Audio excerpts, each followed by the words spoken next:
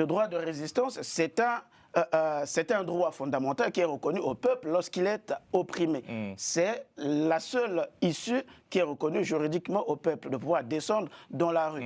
Mais comment s'exerce le droit de résistance? Le droit de résistance s'exerce de manière spontanée. C'est-à-dire qu'il n'a pas besoin qu'il y ait appel politique. Or, quand le droit de résistance s'exerce, c'est-à-dire s'exerce parce qu'il y a eu un appel politique, à ce moment-là, eh bien, on considère comme si c'est une espèce de soulèvement populaire. Et donc, c'est une infraction. Donc, ils peuvent être poursuivis, ces gens-là? Mais ils peuvent être poursuivis pour atteinte à la sécurité intérieure de l'État. Parce que ce n'est pas le droit de résistance. Le droit de résistance, c'est un droit qui s'exerce de manière spontanée. Il suffit juste qu'ils aillent se référer à la Déclaration des droits de l'homme et du citoyen, qui est un texte qui est universellement connu. Hier, par exemple, la réunion qu'ils ont organisée, ça ne peut pas faire l'objet d'une poursuite, de faire organiser une réunion, lancer une coalition, contester un changement de constitution, ça ne peut pas faire l'objet de poursuite. Non, ça ne peut pas faire l'objet. Non, ça ne peut pas faire l'objet d'une poursuite, parce que ça relève de la liberté d'expression, de la liberté politique. C'est quoi la ligne rouge aujourd'hui? La ligne rouge, c'est l'appel à ce que le peuple descende dans la rue.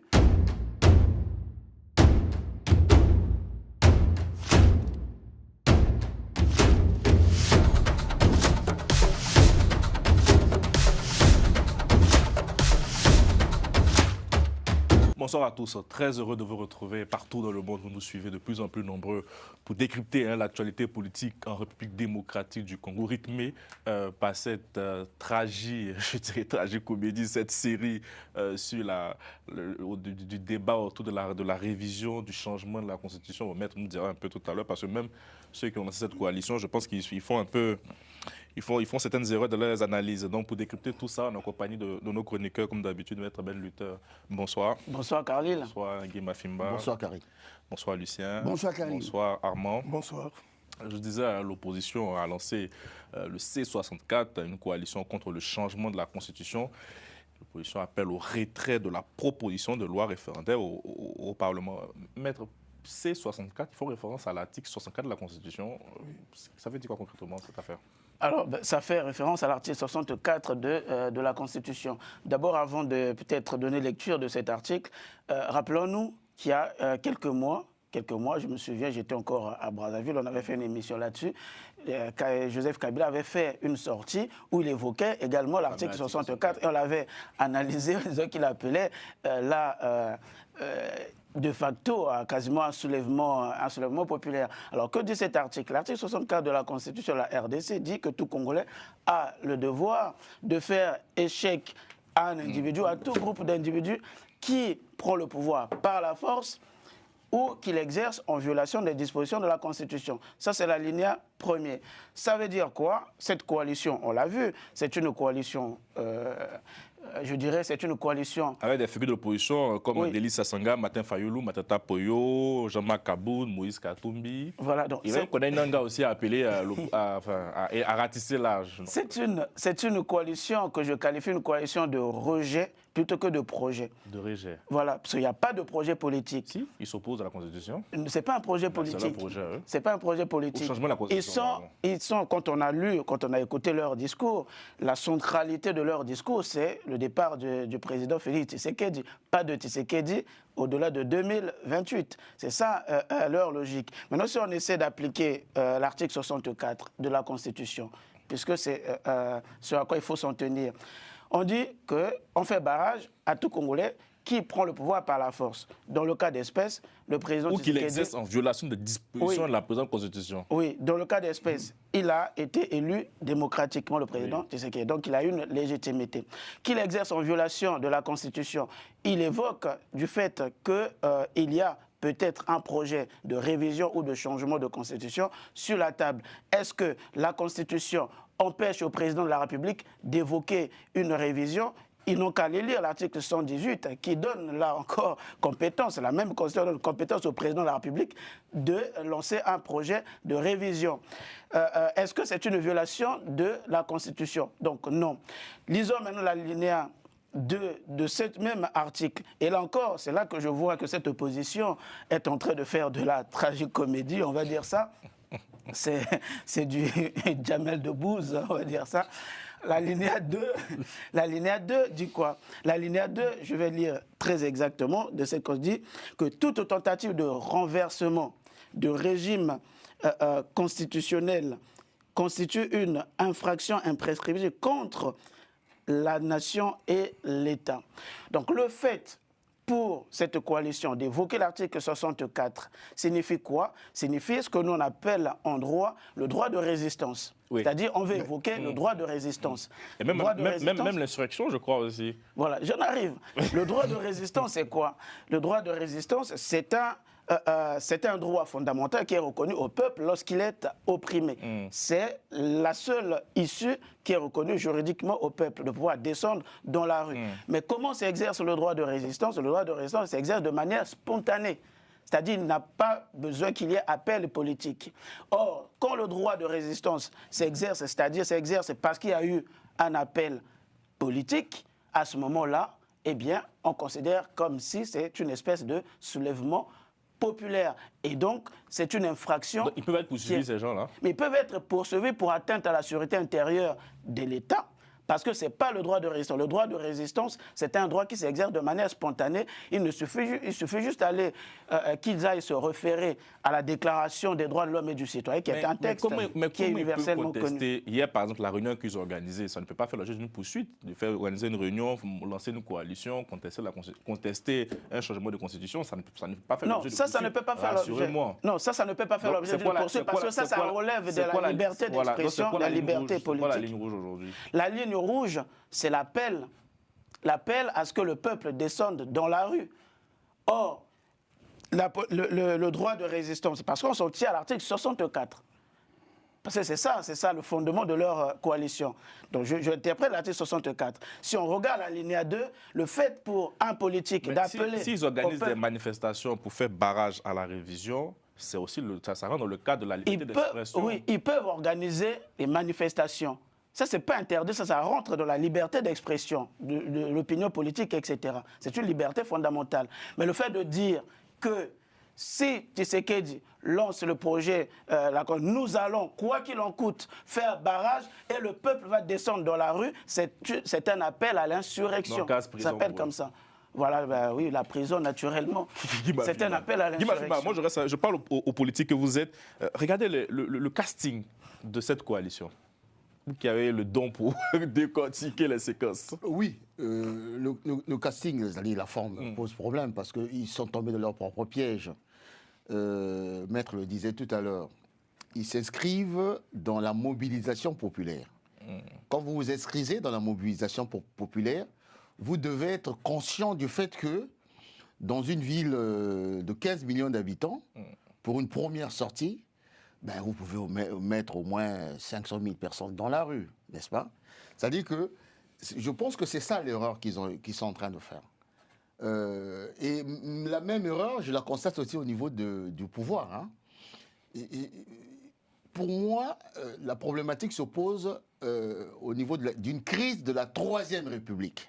Or, tout le monde est en train de se focaliser sur le troisième mandat.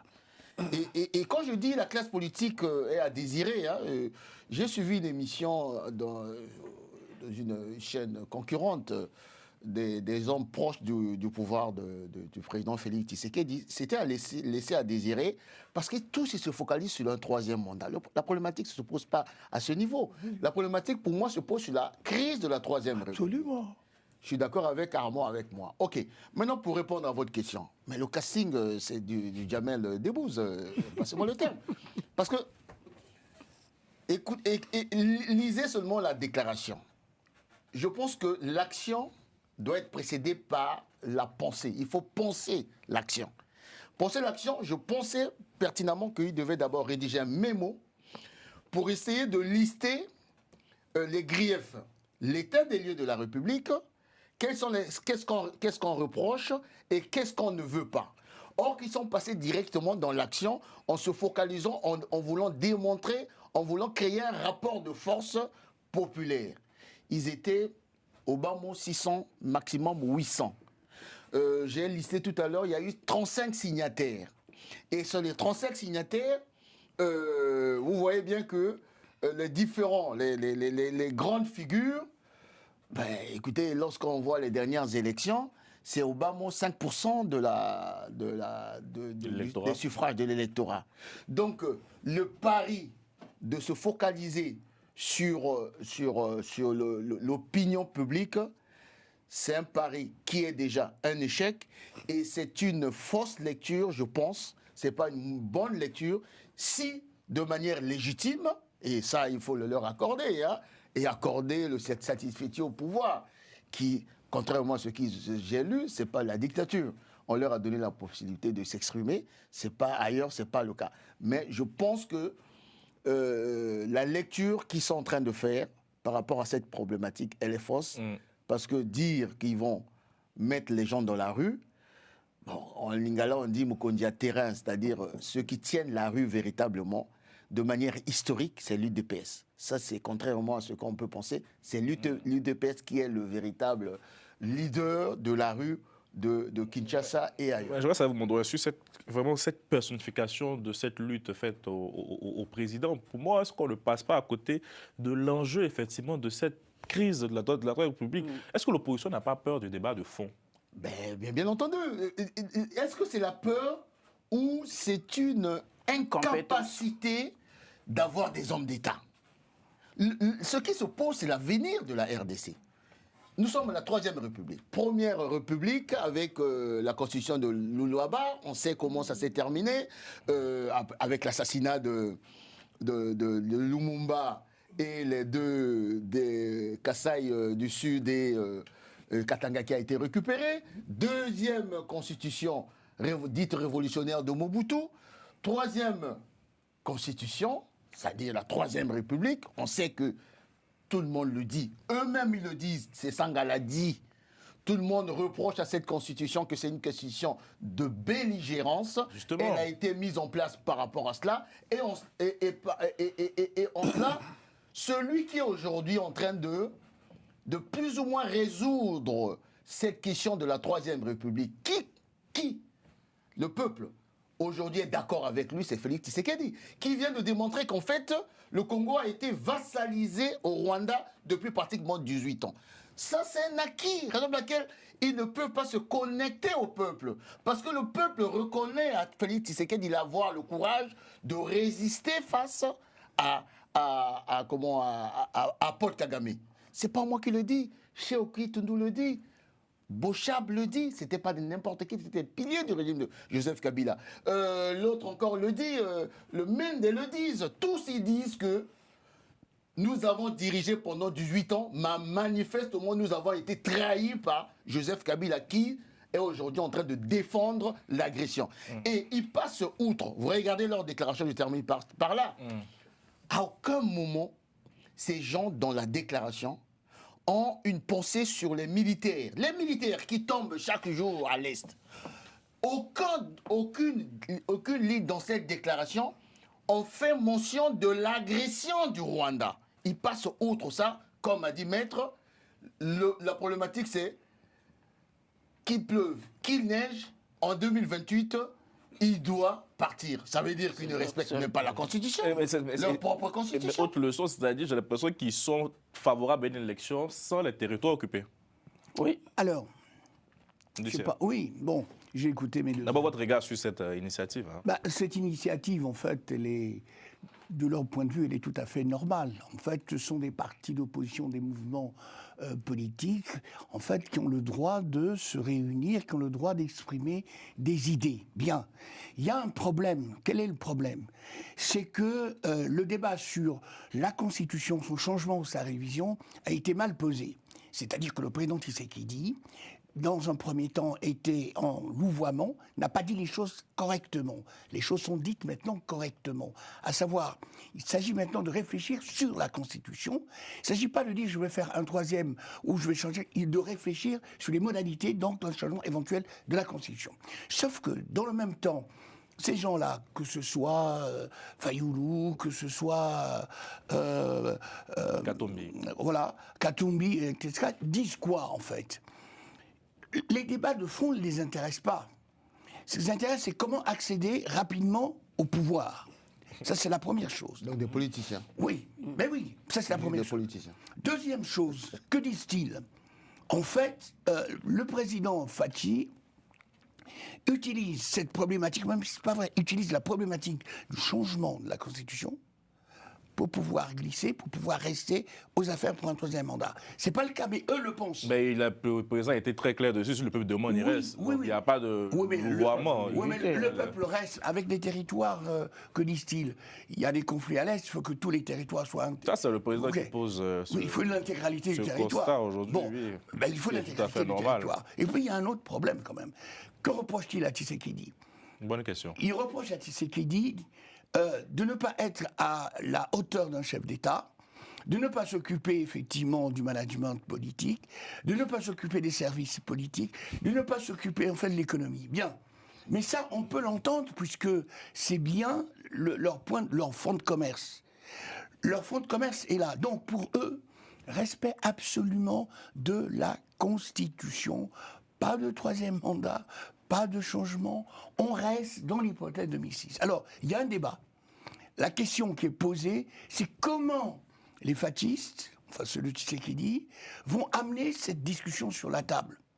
Parce que s'ils ne le font pas, il risque de leur donner raison. Bah, ils ont commencé déjà en disant que le président a une mission et non un mandat. Tout à fait. Comme le gars disait, ça a été mal planté. En effet, ils sont incapables de rassembler. Mais pour l'instant, ils sont pas si les gens de l'opposition sont incapables effectivement de mettre des gens dans la rue, etc.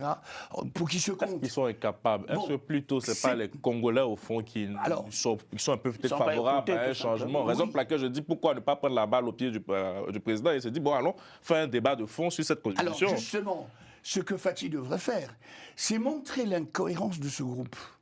Enfin, les hommes de Fathi, pas lui-même le président. Hein. Montrer l'incohérence des hommes de ce groupe, en fait, ils s'entendent sur rien. Ah si, ils ont dit. Ils s'entendent sur C'est M. Fengue qui dit on a mis le doigt sur ce qui nous rassemble et nous divise. Oui, mais c'est quoi? Ce qui les rassemble, c'est tout ce qu'on dit, ce qui les divise, c'est qui sera au pouvoir. Mais justement, mais c'est pas une politique, ça. C'est ça, c'est l'opposition. D'accord, l'opposition, c'est pas une politique, il n'y a pas de programme, il n'y a rien. Ils ont des problèmes d'organisation, ils ont des problèmes j'allais dire, de bréviaire idéologique. C'est quoi? Ils veulent changer quoi? Ils veulent apporter quoi à la République démocratique du Congo? Rien. Ils veulent une chose. Ils veulent le président, ça on le sait. Le départ de M. Tshisekedi. Et puis ils veulent le président. Mais c'est pas une politique. Mais Lucien, moi je reste encore avec vous. Oui. Est-ce que cette coalition peut aller bien loin aujourd'hui avec cette composition hétéroclite, ces différents personnages qu'on a vus? Ça va être difficile parce que pour aller très loin, d'abord, il faut choisir un leader. Or, tous veulent être leaders. Bon. Voilà. Donc, mais oui, tous veulent être leaders. Tu prends Fayoulou, tu prends Katumbi, tu prends Kaboun, ils veulent tous être leaders. Ça va être difficile. On va avancer, comme j'ai dit, comme aujourd'hui, on n'a pas beaucoup de temps. Mais est-ce que si peut-être l'Église rentre dans la danse à Mavinga, est-ce qu'il faudrait s'attendre, je vais y arriver, à des jours difficiles pour la RDC, en tout cas dans la rue? Oui, si l'Église entre dans le débat, ça peut changer la donne. Mais moi, je voulais souligner d'abord, en ce qui concerne ces dossiers, comme je l'ai toujours dit, diriger, c'est savoir anticiper. C'est savoir lire les signes des temps. Qu'est-ce qui va arriver? Et la crise qui se profile à l'horizon, c'est une crise, j'ai même publié sur ça, en disant que à un moment donné, nous allons vivre une crise. C'est-à-dire la crise de quoi? La crise de la Troisième République. Il faut qu'on le dise ouvertement. C'est-à-dire la Troisième République, héritée de l'AFDEL, est essoufflée. Et donc, là, nous sommes, même pour la coalition C64, il y a un piège. Il y a un piège, et pour cette coalition qui vient de se créer, et un piège pour le gouvernement. Un piège pour la coalition parce qu'il faudra une lecture lucide des enjeux actuels par rapport aux sécurités. Ils ont essayé de faire une déclaration, mais il y a un piège. Parce que le piège, c'est quoi? Le fait de dire impérativement qu'il faut qu'il y ait des élections en 2028. Si un jour après, il n'y a pas d'élection, mais le président de la République doit partir, c'est déjà un piège. C'est déjà un piège dans ces déclarations. Ah bon? Quel est le piège? Le piège, c'est quoi? Parce que la Constitution dit aussi, au cas où on arrive à la fin et qu'il n'y a pas d'élection, il faut attendre jusqu'à ce que le successeur du président soit... Donc c'est une incohérence plutôt. Soit connu pour qu'il soit parti. C'est eux qui sont incohérents, c'est voilà. pas un piège. Alors, mais de l'autre côté, le piège au niveau du gouvernement, c'est quoi? il pose le problème de changement de la Constitution, mais les lieutenants se contredisent dans la présentation, dans la vision de la révision du changement. C'est là où il y a le lacune du côté présidentiel et qu'il y a même le camp adverse pour dire, c'est-à-dire, donc, ils le font pour un troisième mandat.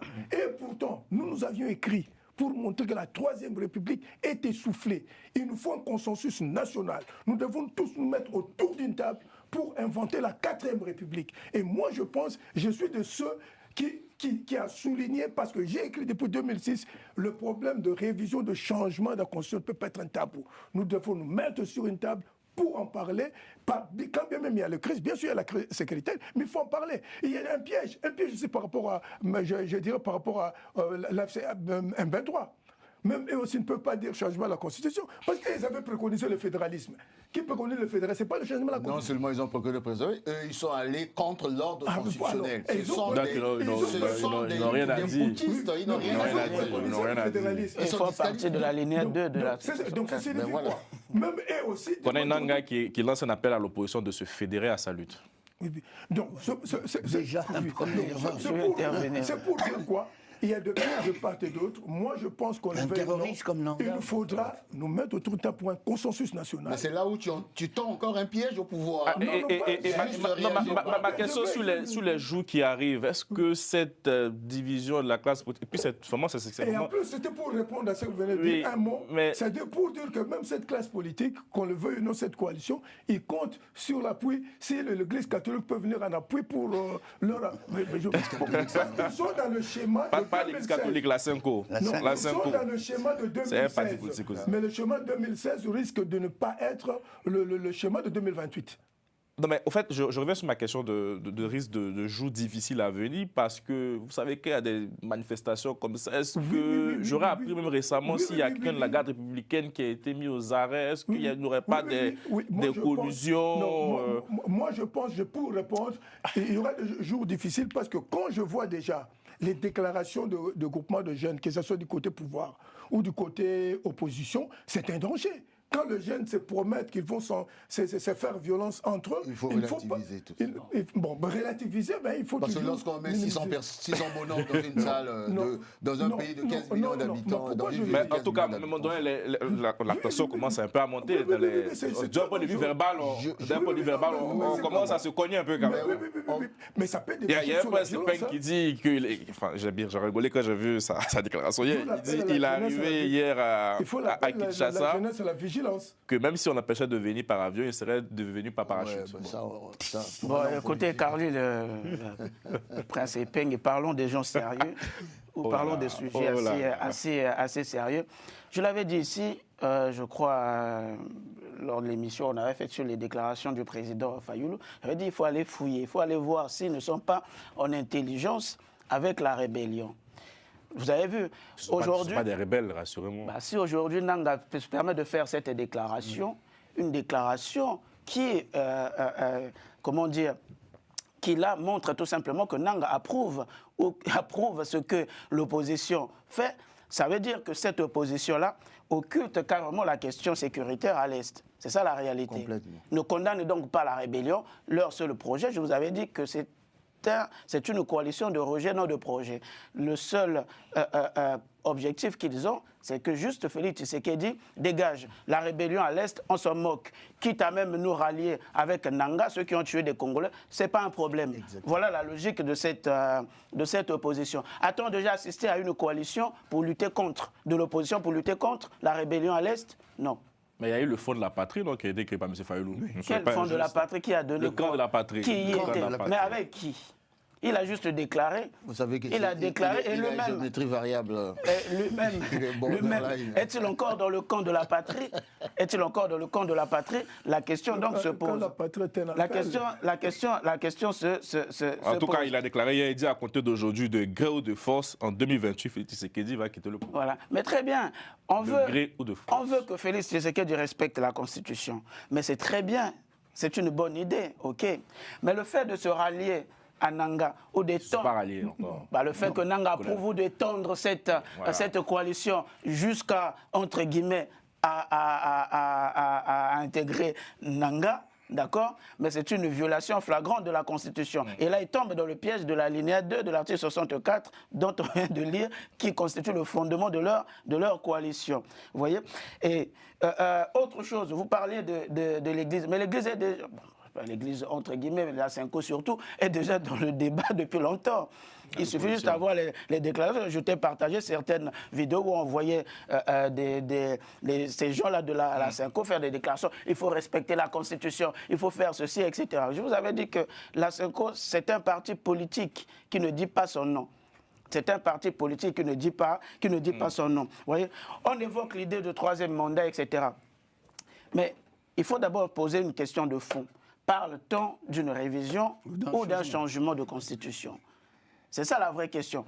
Si on parle de révision, en l'état actuel, il y a des interdictions, j'ai envie de dire conjoncturelles. L'article 219 de cette constitution interdit toute révision tant qu'il y a l'état de siège. On est d'accord? Alors, si l'opposition dit qu'elle veut aller aux élections en 2028, très bien. Mais est-ce qu'il ira aux élections, elle ira aux élections sans les territoires à l'Est? Là encore, ça sera une proposition faite en violation de la Constitution. Parce que, bien entendu, il ne peut pas y avoir d'élection tant que l'intégrité territoriale de la RDC n'est pas encore entièrement merci, mais tu sais, quand on rentre dans les questions juridiques, vous êtes très inspiré, mais il faut faire cycler la parole. On n'a pas beaucoup de temps, mon doyen. En disant, je dis ceci, collusion tacite avec la rébellion FCM 23 au regard, lorsque je décrypte en tant que politique cette déclaration. Il y a une collusion. Il y a des contacts qui sont établis à votre avis? Je n'ai même pas besoin d'avoir des contacts. C'est une collusion en lisant la déclaration. Parce que si véritablement ils veulent faire respecter la Constitution, ils allaient taper sur la FCM 23 et demander à Félix Tshisekedi de respecter 2028. Parce que l'FCM 23 a violé l'alinéa 2 de l'article 64. Donc, premier élément. Collusion parfaite avec la... Donc, ils sont... Deuxième élément qu'il faut dire, en décalage avec les aspirations du peuple de la RDC. Aujourd'hui, le peuple de la RDC, et ça c'est Mobutu qui l'a créé, c'est un peuple qui est nationaliste quasiment par définition. Et le fait d'avoir Félix Tshisekedi qui est en train de mettre à genoux Paul Kagame, je ne peux pas me tromper en disant que 80%, c'est le sujet de demain, rassurez-vous. 80% de mettre à genoux, je le répète et et tu démontrerai demain que c'est non. Oui, mettre à genoux Paul Kagame. Aujourd'hui, le peuple de la RDC, le peuple congolais est en train de se dire, voilà quelqu'un qui est en train de nous enlever, entre guillemets, la honte. Donc, il y a une harmonie entre le peuple, et la raison pour laquelle ils sont inaudibles au regard du peuple. Et troisième élément, nous rentrons là dans une phase de pourquoi il faut une 4e République? Parce que la 3e République a échoué. La seule condition, et ça je rejoins Armand, que les proches de Félix Tshisekedi soient un peu plus intelligents. Parce que lorsque je les écoute pour défendre entre guillemets l'émergence de la 4e République, ils sont tout aussi borderline que l'opposition. Et ça, c'est assez regrettable. Ça, c'est assez regrettable. Je suis d'accord. Ah, mais Lucien, je te bien vous pardon, j'ai une question pour vous. Regardez, je lisais un peu la presse internationale, notamment la presse belge, qui soutient un peu le narratif de l'opposition. Est-ce que certaines chancelleries occidentales peuvent faire barrage, peuvent influencer le président, peuvent l'empêcher de poursuivre ce projet, pour faire simple? Non, ils ont un projet. La communauté internationale, certains membres de la communauté internationale peuvent avoir un projet, mais je ne pense pas qu'ils puissent empêcher... Alors, je fais référence à la presse belge, parce qu'on sait... Oui, la presse belge. On sait bien les relations de la Belgique. On en parlera demain, parce que c'est un élément très important, mais je ne crois pas. Je voulais quand même insister sur une chose. Guy a dit quelque chose de très important, repris aussi par Armand. Le problème de M. Tshisekedi, il a un boulevard, mais il ne le sait pas. C'est-à-dire, c'est un problème de méthode. Donc, il jette ici là une espèce de pavé dans la mare. Il veut construire un débat autour d'une discussion sur la Constitution, mais on a l'impression qu'il se laisse enfermer dans la problématique du 3e mandat ou du changement de la Constitution. Lui, il se laisse enfermer? C'est ce que je pense. Je veux dire, pourquoi ils n'accélèrent pas? Ce sont ces animateurs qui sont dans l'incapacité de mettre en musique en fait une Mais à mon avis, Lucien, à mon Il faut avis, qu'il accélère. Il faut sans être déjà allé le rebondir, mais je vois qu'il a clarifié sa position Oui, clairement bien sûr, lors de la oui, conférence de peut-être. presse. On a quoi? On a les lieutenants que l'on mérite.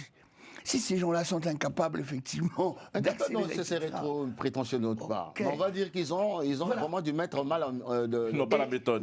Ils n'ont pas la méthode. Ils n'ont pas la méthode. Ils n'ont pas la Ils n'ont pas de méthode. méthode. Parce que je termine avec vous. 2 minutes, mon doyen. Par rapport à la communauté internationale, Ouais. il faut suivre cette point. Je pense qu'il y aura une pression de la communauté internationale contre le président Félix et qui pourra nous amener au second round de Luanda. Pression Non, il faut relativiser. C'est qui? Non, c'est-à-dire par rapport... C'est Macron? Macron est disqualifié. C'est qui? Non, je ne s'en sais va, pas. Macron. Que ce Mais soit la dis-moi, Belgique, que ce dis-moi soit quelle- La pression ne viendra peut-être que de Chauffez-vous l'Union demain. européenne. Demain, on en parlera demain, effectivement. C'est important. On en Mais parlera. c'est qui? Mais ce sera leur On est proposition. obligé. C'est qui? Quelle communauté internationale? C'est qui? C'est vague la communauté Non, mais quand internationale. je dis... Bon, la Belgique, RDC, c'est un l'Union pays européenne, souverain, donc il peut Il n'y a que le réfléchir sur ces président questions. Macron qui est Les questions internes, complètement voilà. disqualifié. T'as déjà vu un pays africain souverain? Le président, il y a des pays le président souverains. Macron est... Sérieux? Merci. On se retrouve demain. On se retrouve demain pour poursuivre ce Faire en sorte que la légitimité débat. ne viendrait que Rassurez-vous. Demain soir, on se de retrouve. l'Occident, etc. Il avait posé une question, je vais quelle finir. serait leur opinion? Mais c'est pour demain, aussi. C'est une question d'ouverture. Elle est vraiment minime.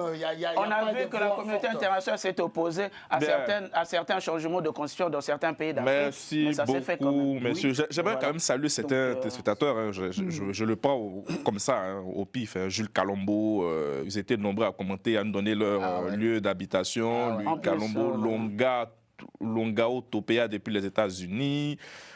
Charles, ah là là, c'est un peu compliqué. Hein. Chitea depuis C'est le Congolais de Kinshasa. bonne qualité. Indoudi Matoso depuis l'Italie. Beji Group. Ils étaient nombreux, en tout cas. Kamji depuis le Japon. En tout cas, on les Depuis le remercie. Japon, Wow, ils étaient Joseph Kalombo depuis la Tanzanie, beaucoup de mots. voilà, Sondaz depuis l'Afrique du Sud, merci beaucoup. y a aucun Rwandais qui- Demain, je serai... Ok, Non, je termine sur ça. Vous voyez, c'est assez drôle parce que quand je parlais de l'émission, je me dis, on ne sait pas ce qui se passe dans le pays de ce monsieur-là, mais en RDC, chaque matin, il y a toujours un débat sur le président. C'est assez inédit, quoi. Tout à fait. Et ils ne se rendent pas compte que ça fait la force de l'adversaire. J'espère qu'ils prendront conscience un jour, en tout cas. Merci beaucoup.